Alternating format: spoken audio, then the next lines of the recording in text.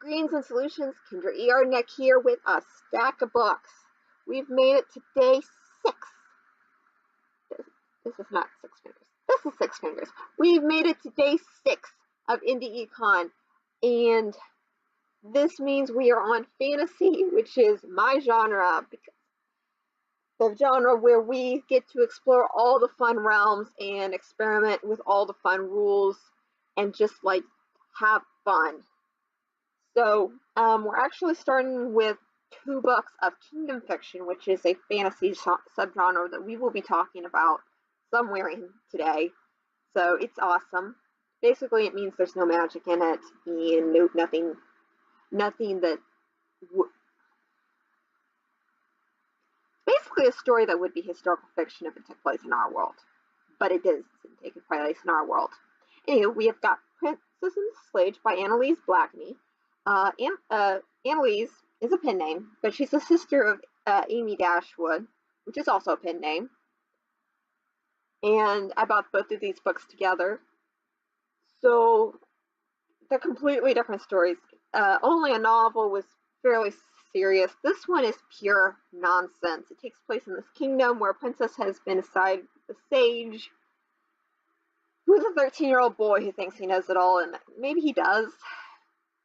He's got his rules of logic and he follows them, and if she ends up following them,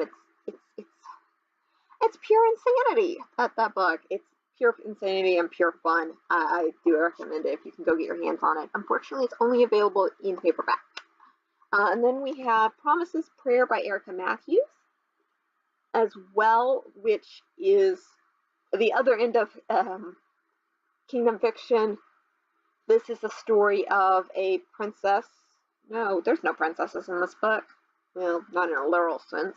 But anyhow, it's a story. Princess, you stay in that book.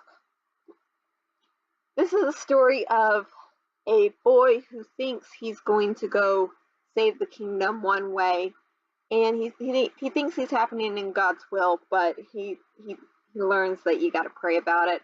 So hence the title, Promises Prayer. It's about the power of prayer, and it's awesome. And then we've got 3 books in a series. There's 2 more books in the series, but I don't own them. Unfortunately, I want them. But it's the Ilion Chronicles by J.L. Knight. We have Half-Blood, which is the prequel novella, Resistance, and the King Scrolls. My favorite book is book 4, but King Scrolls is a strong contender just because those 2 books dwell on the Cretes, which is my favorite race in the story, because they live in trees. But anywho, it's sort of a story of ancient Rome, but it's not. It's very much a fantasy realm, and just really fun, really high stakes, dealing with persecution and such that you don't often see in other aspects of faith. Very Old Testament-y, at least these first 3 are. Things happen in book 3 that are awesome.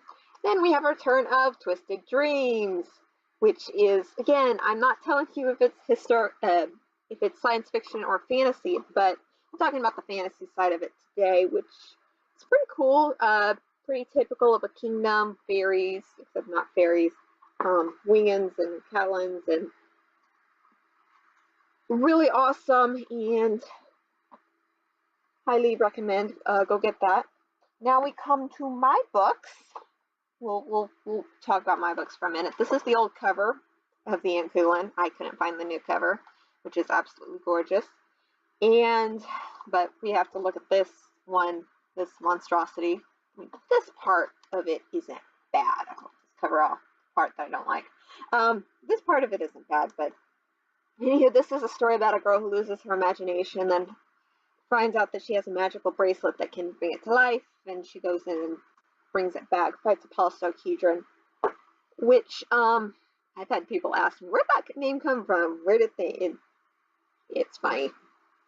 Polystochedron. Now you know how to pronounce it. Then I have my 2 short story collections, which are no longer available as collections, but they contain 4 stories in this one, 3 stories in this one, but somehow this one's thicker. Magic. This one is Saffron's Big Plan, Tears, Frogs, and Laughter, The Doreo, and the Prior Quest.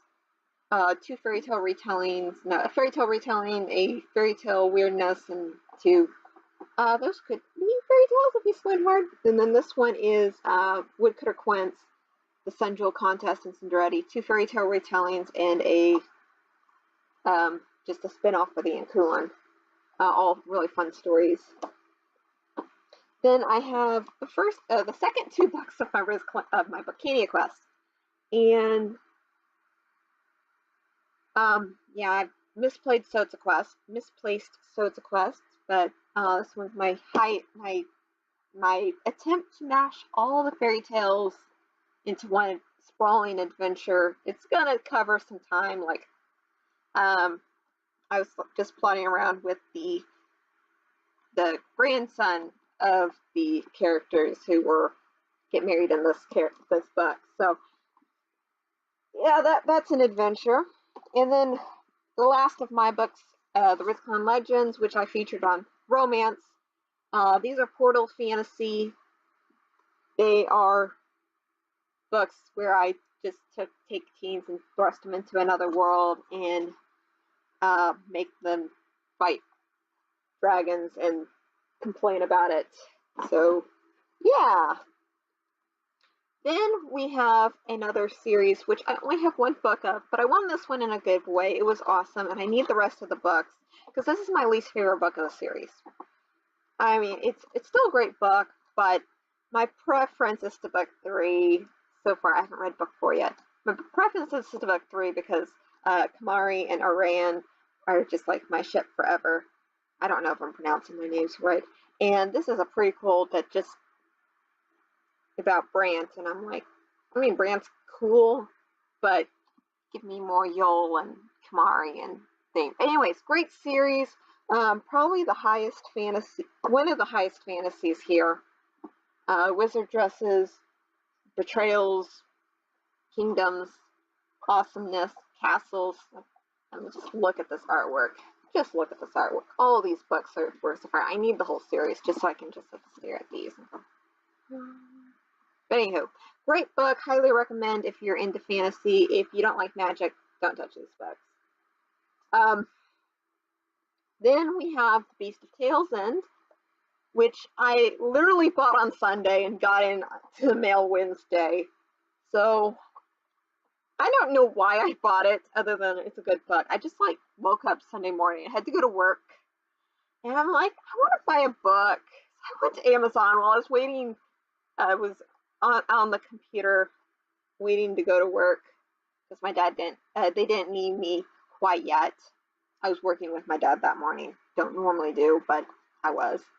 Normally I'm at a different store. But anywho, I was like, let's go buy a book. And this book I'm like, I'll be an indie econ author so I can feature it in my video. So let's buy this one because I enjoyed it. It's a good book. Yeah, as you might have noticed, I'm a huge fan of fairy tales, and this one is a pretty awesome twist. I don't normally like Beauty and the Beast, but I like what they're doing with this book, and it's awesome. So yeah, one last book, which is not actually my book. I'm borrowing it from a friend, so I can read it. As you tell, I'm not done with it yet. But Paper Crowns by Miriam Neal. It's not actually indie published, it's small published, but I'm looking at this cover, I'm like, this girl needs some love. This publishing company didn't give her the love she needs. It only gave her a good front cover. The rest of it, they just left with it. And also, her other book, Monster, is self-published. So I'm shouting her out. It's been interesting so far. Fairies and portals and chosen ones and such, and that's my stock. I mean, let's get. I posted a vid to Instagram this morning. I'll post a link to that. Just the whole stack that you have seen over the course of the week. All the books Plus One, which is a non-fiction. I'm not shouting out non-fiction this week. I wanted to, but I didn't. But yeah, I'll probably be doing a video on that particular book. It's a really great writing book. But yeah, Awesomeness Books, and thank you for joining me on the journey where I just explored my whole bookshelf. Yeah, see you come. I'm not stopping vlogging. I'm enjoying this, so you'll see more of me here on the internet in the weeks, months, years to come. I'm not going nowhere. Except I am closing out this video.